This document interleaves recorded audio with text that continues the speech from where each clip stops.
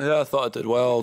Difficult match against a very skillful opponent. A very different game style to pretty much all of the guys on the tour now. And yeah, there was a lot of long points and tricky moments out there, and you know, a lot of stuff going on out there on the court. So I did well to get it done in 3 sets. Okay, thank you. One question. If you have two, double it up. Probably won't have a chance to go back to. Okay, Simon. Simon Briggs, Daily Telegraph. We think that was the first attempted instance of the video review system at this event. What was your take on it? It obviously didn't quite go to plan. Yeah, so I don't. Obviously, I don't know exactly how it's supposed to work and who's supposed to make the decision on it, because it was quite clear from the second video that the ball had bounced twice, and we watched it about 10 times, and it clearly is not the umpire that's making that decision. I don't know how the technology works, but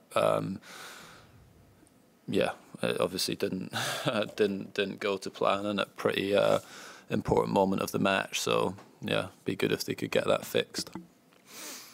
Brian. Hey, Brian Holmes with the Associated Press. You know, in a match like that, a lot of times you're sort of yelling toward your box, it looks like, when you miss a shot or something like that. And Yvonne was saying it's so loud, it's hard to really know what you're saying, even if it's on the close side of the court. Are you looking for a response from your team at that point in time, or is it just something you want to get off your chest so you're mad at yourself? I mean, it's not the same every time. Yeah, sometimes it's me venting frustration. Sometimes it's maybe asking for something. I mean, obviously now you're obviously allowed to communicate with the box as well. So, you know, are allowed to be coached and be given feedback from them. Whereas before, obviously, that wasn't the case. And it's like sometimes you're sort of speaking or, you know, shouting in that direction, and obviously it's not that comfortable for the people in there, so you weren't allowed to say anything, whereas now you're able to have more of a dialogue, which is obviously, well, in those situations is probably easier for the team, I would think. Ben. Andy Ben Rothenberg, NCR. I just wanted to ask about John Isner, who's playing his last tournament here, who was the top American guy for most of your career. I'm just curious what you think his sort of impact on the ATP Tour has been. He's obviously a very unique figure. He cuts in the game physically and game-wise and everything. Yeah, I mean, he was. Well, whenever I've been asked about it, I mean, I believe he has the best serve in the history of the game. Amazing technique. First and second serves, could do everything with it.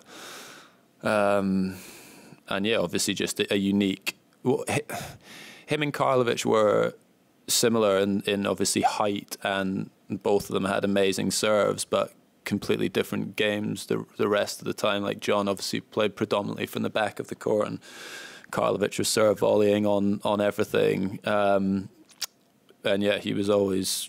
Yeah, disaster to play against or see in your draw. I played well against him a lot of the time. He's someone that you never, you know, enjoyed playing.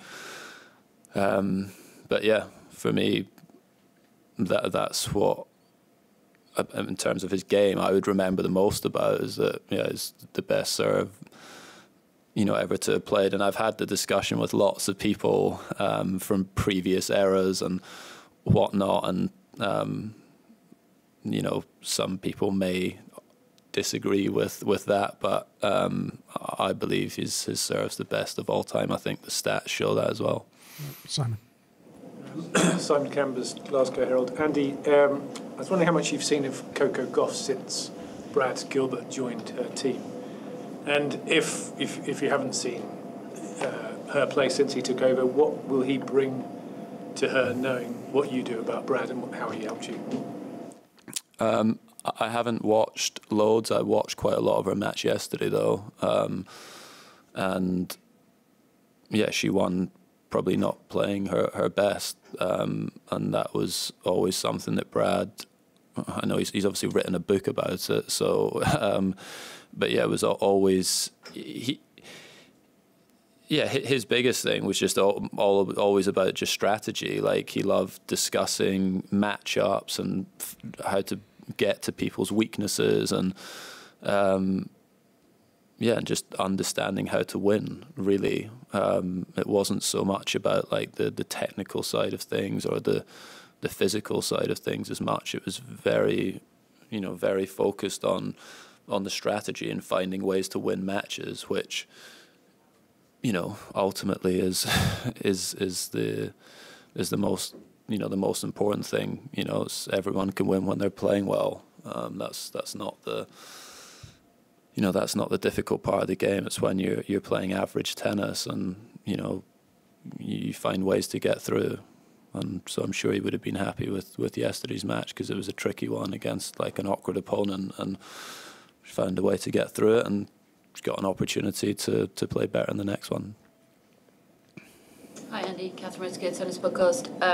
You mentioned on the court that your whole family are out here with you. Is this the first slam away from Wimbledon? We've had all of them out here with you, and how does that change things for you, kind of rhythm of the tournament-wise, away from the court?